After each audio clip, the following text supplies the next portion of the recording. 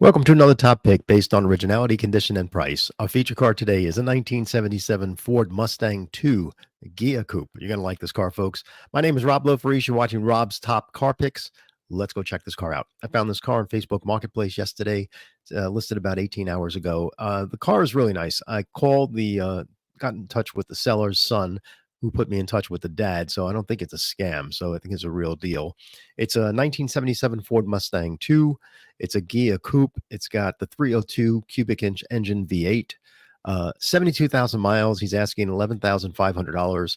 The car has been restored on the exterior, but I believe the interior and the engine bay is all original. Located in Pennsylvania as well. The 1974 Mustang II was launched just when the oil embargo hit. So the timing on this car was pretty good because everybody was looking for downsized cars. The car was originally styled in 1970 under the supervision of Mr. Ghia Coupe, right there, that guy. And he became president of Ford Motor Company in 1970. And one of the first things he did was order a newly designed Ford Mustang. The Ford Mustang was becoming bigger and bigger. And by 1973, the car was like 18 inches larger than its previous years. And people were asking for a more 1964 and a half look of the Mustang to get back to its roots. And that's what this attempt in 1974 was all about. So the new Mustang II was born. It was based off the Ford Pinto platform. So they had a chance to save some money and do some platform sharing. Platform sharing wasn't a big thing back in the 60s and 70s. And this was one of the first times, I think, with Ford Motor Company, they actually took a small car like the Pinto and actually built a whole new car off it. And in that regards, it was pretty successful until the car became like a Cobra and started sporting a little bit more power. The car sold better, but it definitely wasn't the same as it was in 1964 and a half. So this car has been a sleeper in the collector market and with people that like cars. People have been avoiding these cars. That's just the prices of these cars have slipped and slipped.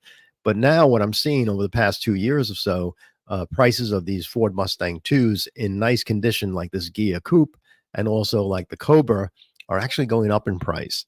And when I post these cars on our Facebook page, I get so many good inquiries from it and it attracts so much attention that there's a lot of buzz about this car. Now, it's a give it or take it look. I mean, people either like it or they don't like it.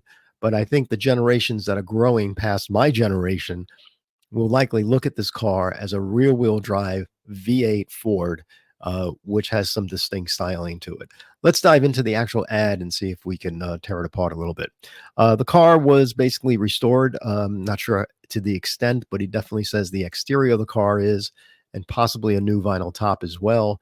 But the paintwork looks to be very nice in its photos, and that's a hard one to gauge from photos. But on first blush, the car looks to be nicely presented.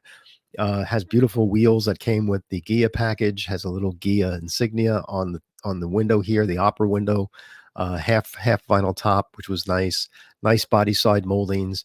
It has its own unique, distinct interior as well. These luggage racks on the cars back in the 70s and all through the 1980s was something that people did. I don't know. I'm glad they don't do that anymore, but you'll find that on a lot of cars, especially in the 80s. It was a thing. But yeah, nice lines to the car. The car has a forward motion look to it. If you didn't know it was based off a Pinto, you wouldn't know it from here, but because it has its nice own look to it. The rear lights and all that, they're trying to capture that 64 and a half look. But you have to remember, folks, that the designers were working with these 5-mile-an-hour bumpers in the front and 2.5-mile-an-hour bumpers in the rear. And no matter what you tried to do with a styling pen, they're ugly. So the 70s and also early 80s, these big bumpers were something that we had to deal with. So anyway, the interior looks really nice. It's a unique seating pattern for the Ghia. It looks to be very original. The carpeting and all that looks nice. The engine bay looks spectacular.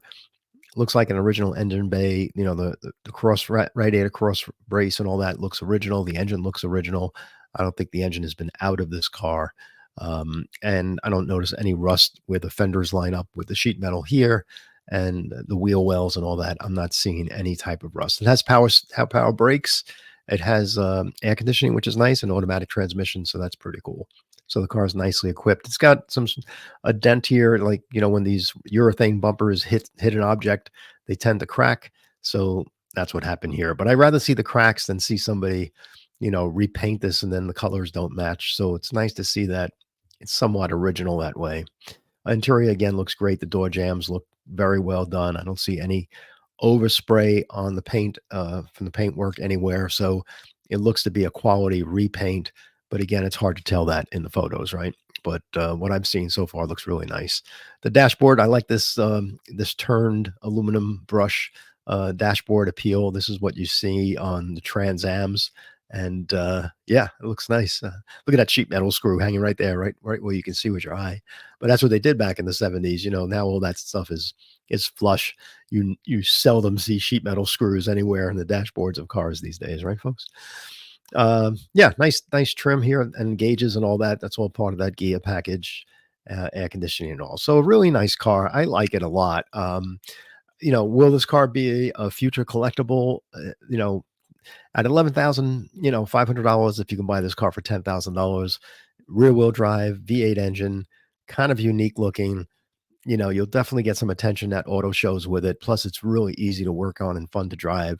It's got about 140 horsepower, so it's not a power plant.